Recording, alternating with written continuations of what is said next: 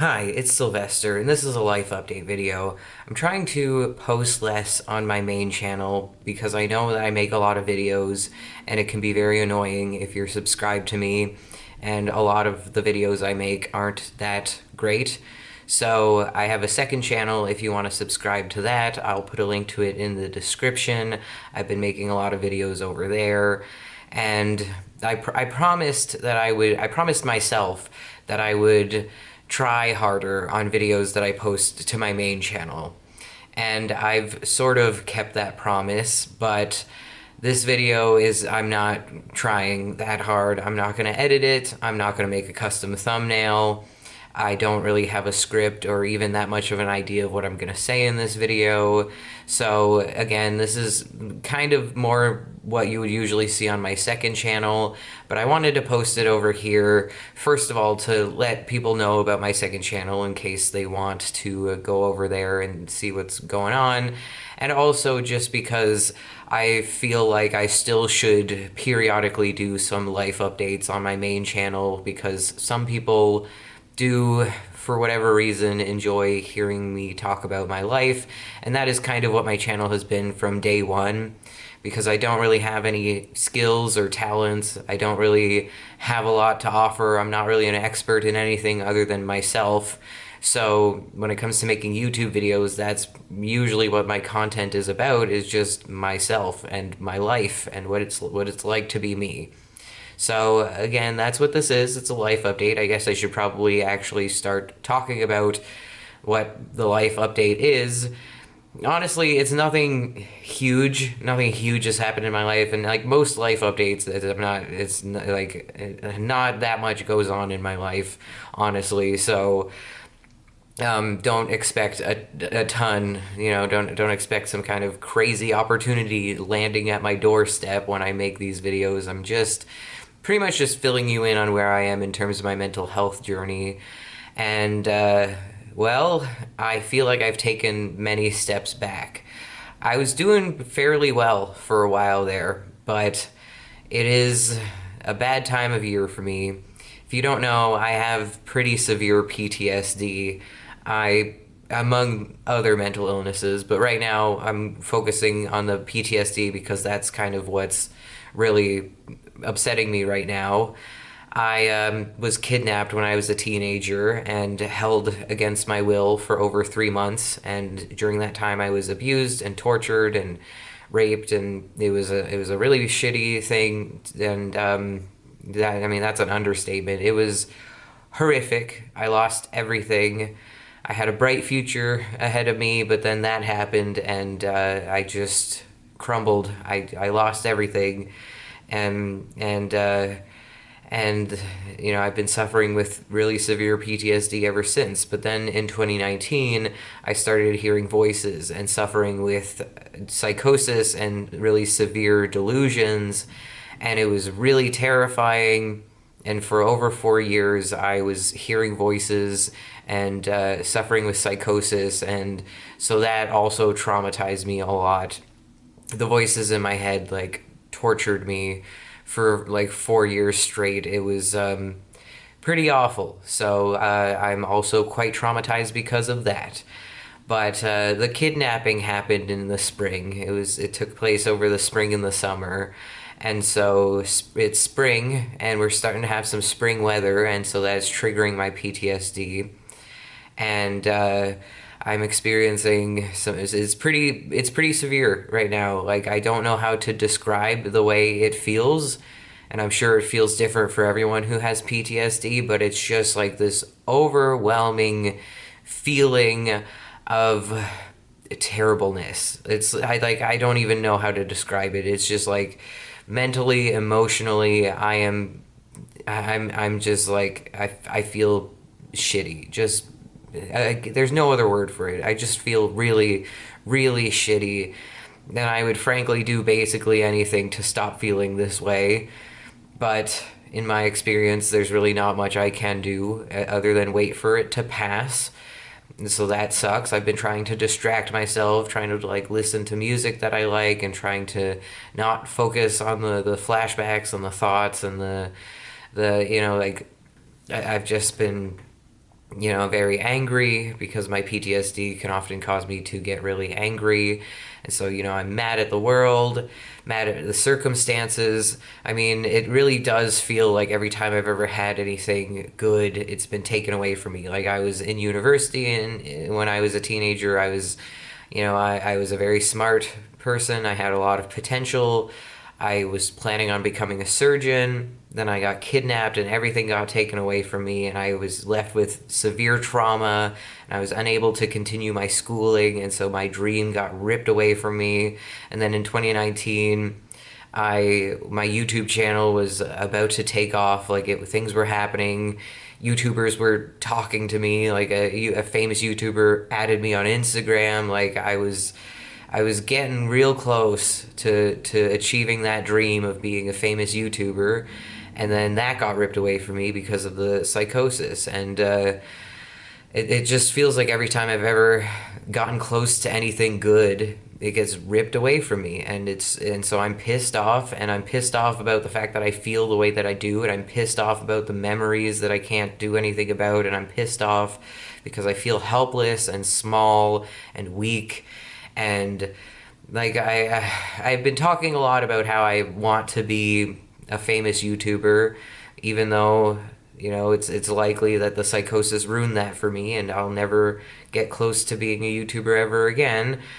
I still dream of being a YouTuber someday, and so I was thinking to myself earlier today, like, imagine if that dream came true. If I were to be a rich, famous YouTuber, like what would I do in this situation where I'm feeling severe PTSD, a severe PTSD flare up? Like, what would I do differently from how I'm dealing with it now if I were to be rich and famous? And the answer is I'd probably be dealing with it the exact same way I'm dealing with it currently, because money can't buy a cure for PTSD.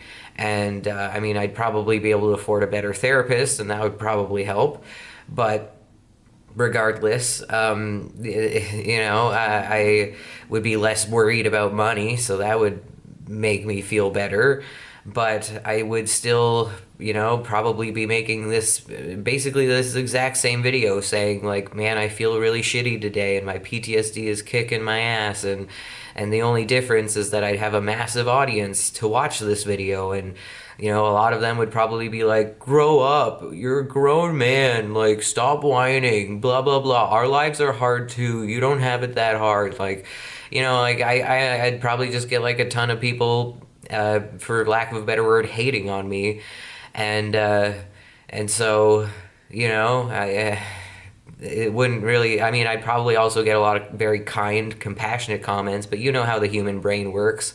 We tend to focus on the negative more than we focus on the positive. So for every like 10 positive comments I get, I'm gonna like be hung up on the one comment of the person being like, it happened 10 years ago, get over it, you whiny little pussy or whatever, like I mean, I've gotten pretty good at not caring that much about negative comments, because it is a reality of putting yourself out there.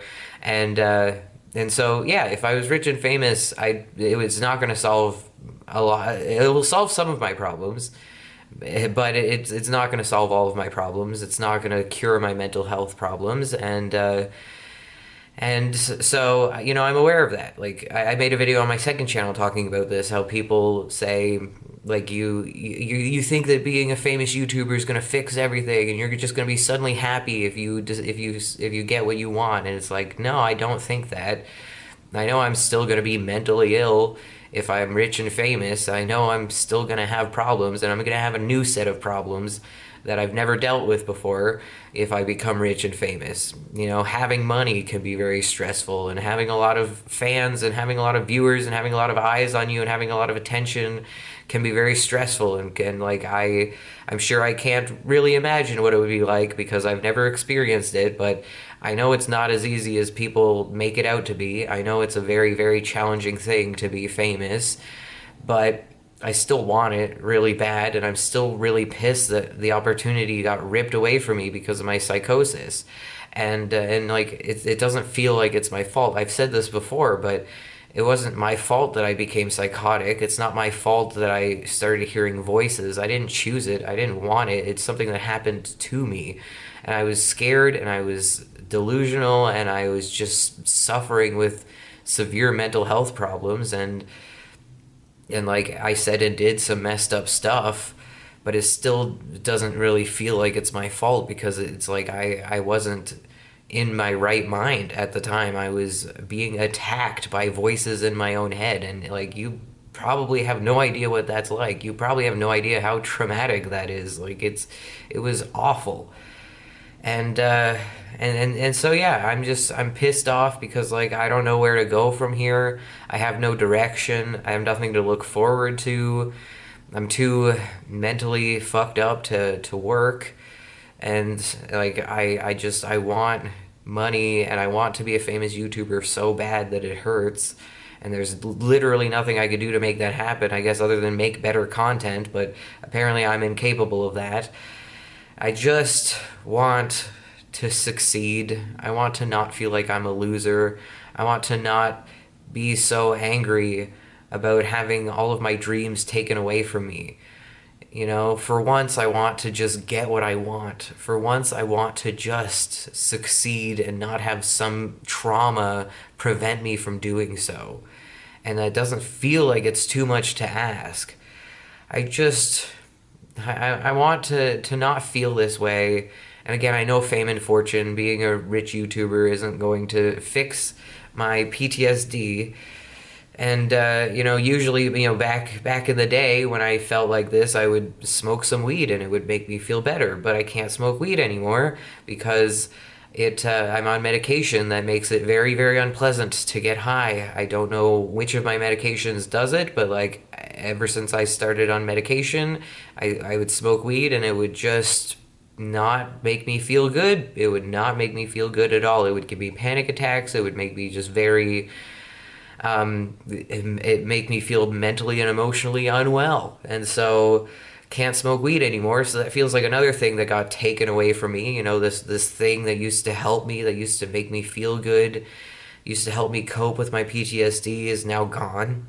I used to have maladaptive daydreaming, and that used to be a way for me to cope with you know escapism, a way for me to escape my reality.